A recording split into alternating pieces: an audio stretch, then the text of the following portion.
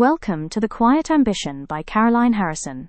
Issue 8. The Confidence Myth. The quiet story. Sarah Blakely failed the LSAT twice before she stopped trying to become a lawyer. She spent 7 years selling fax machines door to door, getting doors closed in her face so often that she started timing her jokes to buy herself 30 more seconds before the rejection came. She had no background in fashion, no textile experience, no formal training in business, and no obvious reason to believe she was the person who should invent an entirely new category of shapewear. What she had was a pair of scissors, a pair of control-top pantyhose, and a problem she was tired of living with. She didn't feel ready, she felt irritated. She cut the feet off the pantyhose, pulled them on under a pair of white trousers, and noticed something had changed about how she moved through the room that night.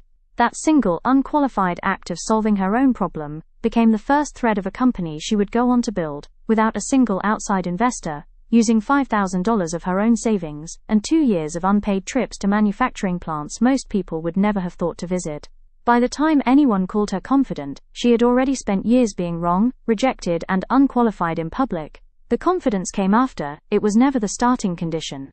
The insight somewhere along the way. Most high achievers absorb a quiet piece of misinformation. The confidence is a precondition. That you're meant to feel sure before you're allowed to act, ready before you're allowed to begin, credentialed before you're allowed to claim the room. So you wait, and prepare a little longer, and collect one more qualification, and tell yourself that once the feeling arrives, you'll move. But confidence was never designed to arrive first. It isn't a personality trait you either have or don't, it's evidence, accumulated through action. Psychologists call this self-efficacy, a felt sense of competence built only through repeated experience of doing the difficult thing, never through thinking your way into readiness.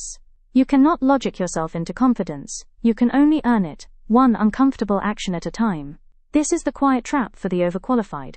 Because you're used to being good at things, the discomfort of not yet being good feels like proof you're in the wrong place. It isn't. It's evidence that you've reached the edge of your current identity, which is exactly where confidence gets made. The quiet choice. You can keep waiting for the internal signal that says you're ready now, or you can accept that the signal only arrives after you've already gone ahead without it. The quiet rebellion somewhere, people with every qualification except the feeling of certainty is postponing the email, the application, the launch, the ask. Not because she isn't capable, but because she's waiting for confidence to give her permission. The rebellion is acting anyway, unfinished and unsure, and letting the evidence catch up to the decision you've already made. The quiet beginning. Pick the one thing you've been rehearsing in your head instead of doing. Not the biggest version, the smallest true one. Send the message before you've rewritten it a 6th time. Book the call before you've built the perfect deck. Submit the application before you've convinced yourself you're fully qualified. Let the action come first, and notice what happens to the fear once it has something real to respond to, instead of an imagined outcome to spiral around. The quiet ambition exercise. Take 2 minutes and write down one decision you're currently withholding because you don't feel confident enough yet. Underneath it, write the honest answer to this. What evidence would I actually need to feel ready, and could I only get that evidence by acting, rather than by waiting? Most of the time, the evidence you're waiting for can only be generated by the very action you're postponing. Naming that out loud tends to be enough to move it. The quiet mantra: confidence is not the price of admission, it's the receipt. The quiet reflection. Where in your life have you mistaken the discomfort of inexperience for proof you're in the wrong place? What would it mean to treat that discomfort as the cost of entry instead of a red flag? The quiet conversation. I'd love to hear this one from you. When did you act before you felt ready?